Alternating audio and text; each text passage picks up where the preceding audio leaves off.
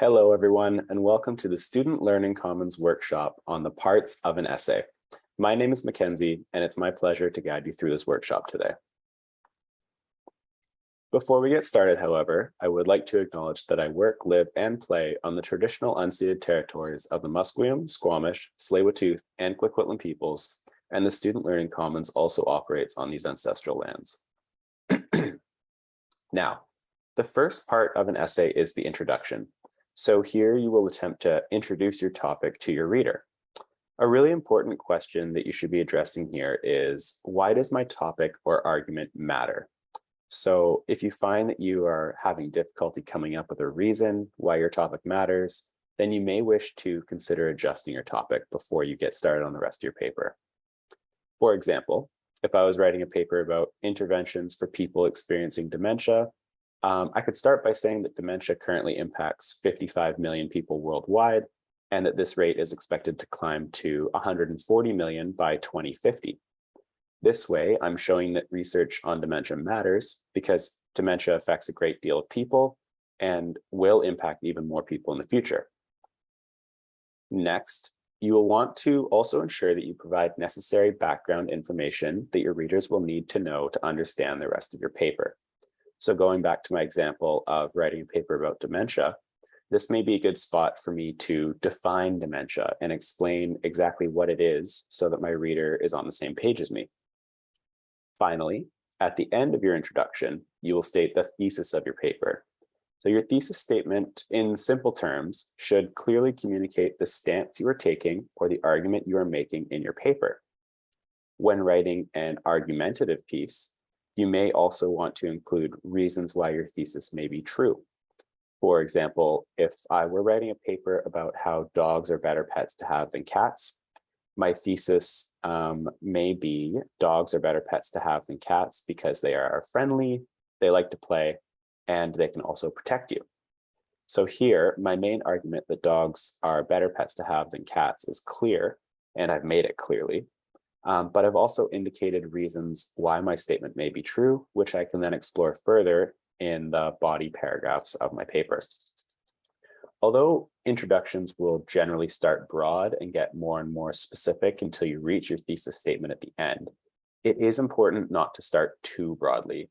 So for example, if I started my paper with a statement like, since the dawn of time, or society today, this may be too general. After your introduction, you will have a number of body paragraphs depending on the length of your paper. So typically a body paragraph will start with a topic sentence, either at the beginning or near the beginning of the paragraph. And this sentence will generally identify the argument you wish to make in this paragraph. So it's important to remember that when making arguments in your body paragraphs, you will want to ensure that these support your central thesis statement.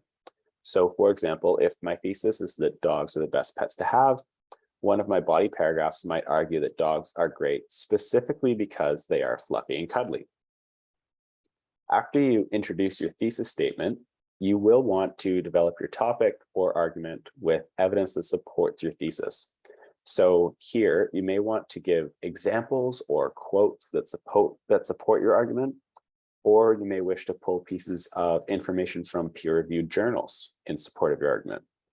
Nevertheless, it is important that you also explicitly link this evidence to your argument to show why it's relevant and how it supports or proves your thesis.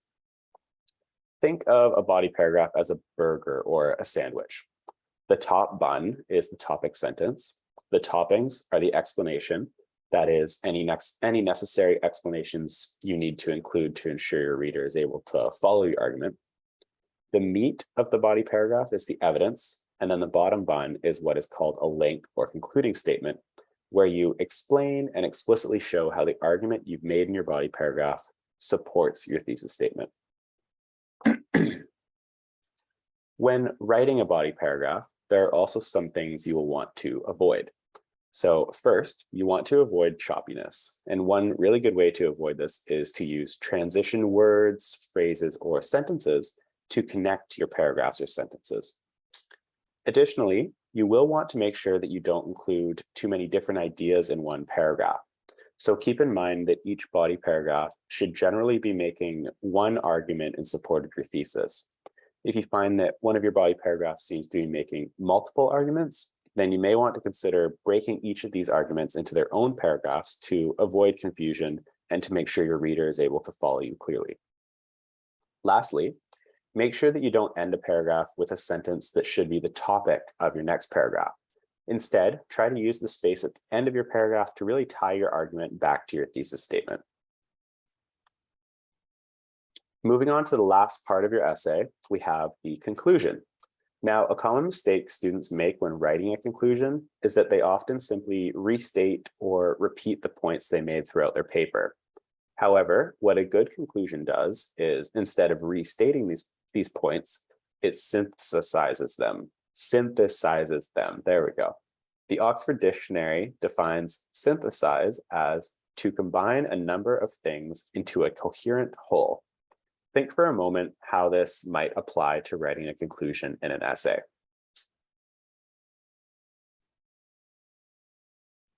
So applying this definition to writing a conclusion, we can understand synthesizing as combining the ideas discussed and arguments made in a paragraph into one coherent thing.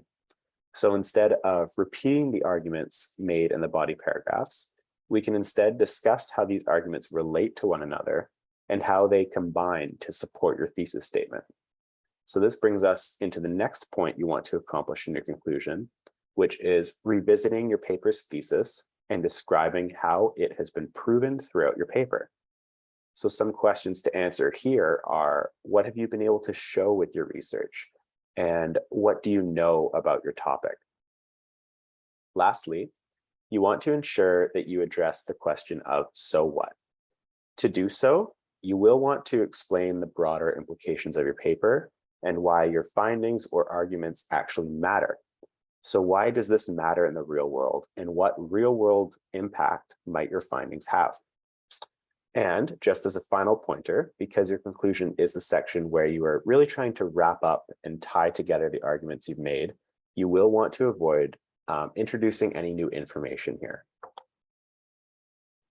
Now, this marks the end of our workshop for today, but that doesn't mean the Student Learning Commons can't still support you. At the SLC, we offer all sorts of services, and you're paying for these in your tuition, so you might as well take advantage of them.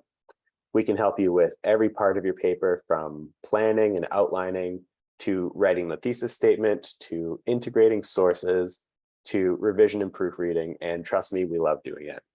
There are also services at the library that can help you with finding sources, narrowing down your search, and using the correct citation style appropriately. So please do check out what the library has to offer. So with that, I will leave you.